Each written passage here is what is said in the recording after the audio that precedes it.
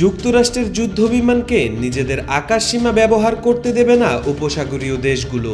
Saudi আরব, কাতার, আমিরাত ও Kuwait সাফ জানিয়ে দিয়েছে তারা কোনোভাবেই ইরানে হামলায় যুক্তরাষ্ট্রকে সহায়তা করবে না। এমনকি মার্কিন যুদ্ধবিমানগুলো এসব দেশ থেকে জ্বালানি পর্যন্ত নিতে পারবে না। আমেরিকার বিপক্ষে গিয়ে উপসাগরীয় দেশগুলোর এমন সিদ্ধান্তে চরম বিস্ময়ের শিকার হয়েছে ওয়াশিংটন। ইরানের উপর আক্রমণ চালানোর জন্য মধ্যপ্রাচ্যে ঘাঁটি গেড়ে প্রস্তুতি নিচ্ছিল যুক্তরাষ্ট্র। এই নিষেধাজ্ঞার জেরে জোর ধাক্কা খেল ডোনাল্ড ট্রাম্পের পরিকল্পনা। এখন কি করবে ওয়াশিংটন? আরব মিত্রদের মুখ ফিরিয়ে নেয়ায় পিছিয়ে আসবে কি আমেরিকা?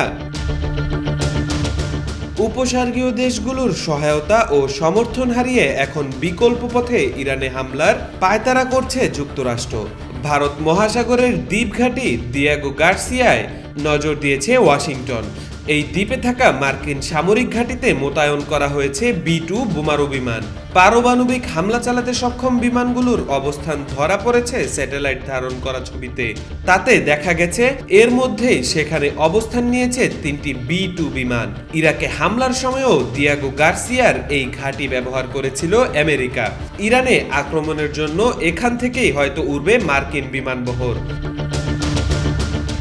যুক্তরাষ্ট্র আশা করেছিল ইয়েমেনের সশস্ত্র গোষ্ঠীর বিরুদ্ধে সৌদি আরব, আমিরাত সহ আরবদের কাছ থেকে যেমন সহযোগিতা পেয়েছেন ওয়াশিংটন, ইরানের ক্ষেত্রেও ঠিক তেমনটাই হবে। কিন্তু উপসাগরীয় দেশগুলো সাফ জানিয়ে দিয়েছে তারা এই সংঘাতে জড়াবে না। এমনকি হামলার পর উদ্ধার অভিযানের জন্য মার্কিন যুদ্ধ বিমানগুলো তাদের ভূখণ্ড বা আকাশসীমা ব্যবহার করতে পারবে না। এমন সিদ্ধান্তের ফলে মধ্যপ্রাচ্যের আসন্ন যুদ্ধে অনেকটাই সুবিধাজনক অবস্থানে চলে গেল ইরান।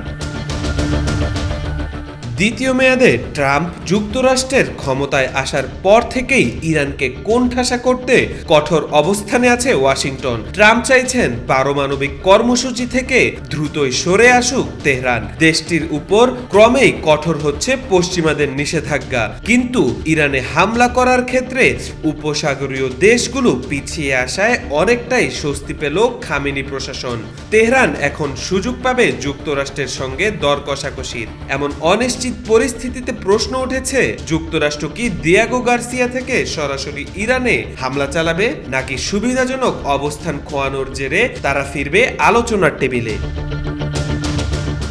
চলমান সংকটের মধ্যে কূটনৈতিক চাল দিচ্ছে ট্রাম্প প্রশাসন। সৌদি আরব ও কাতারকে অস্ত্র বিক্রির অনুমতি দিয়েছে ওয়াশিংটন। মার্কিন অবস্থানের প্রতি নমনীয় করার জন্য চালানো হচ্ছে পরোক্ষ দেন দরবার। এমনকি মে মাসের শুরুতে ট্রাম্প নিজেই যেতে পারেন মধ্যপ্রাচ্য সফরে। তবে ফলাফল নিয়ে থাকছে অনিশ্চয়তা। ইরানের শক্তিশালী বিপ্লবী গার্ড বাহিনী ও পরমাণু কর্মসূচি নিয়ে বিপদেই আছে পশ্চিমারা। দেশটির ক্ষেপণাস্ত্র সক্ষমতা মধ্যপ্রাচ্যে থাকা মার্কিন ঘাঁটিগুলোর জন্য এক বড় হুমকি। তেহরানের সঙ্গে একাধিক আঞ্চলিক গোষ্ঠীর ঘনিষ্ঠ সম্পর্ক আরও বাড়াচ্ছে জটিলতা।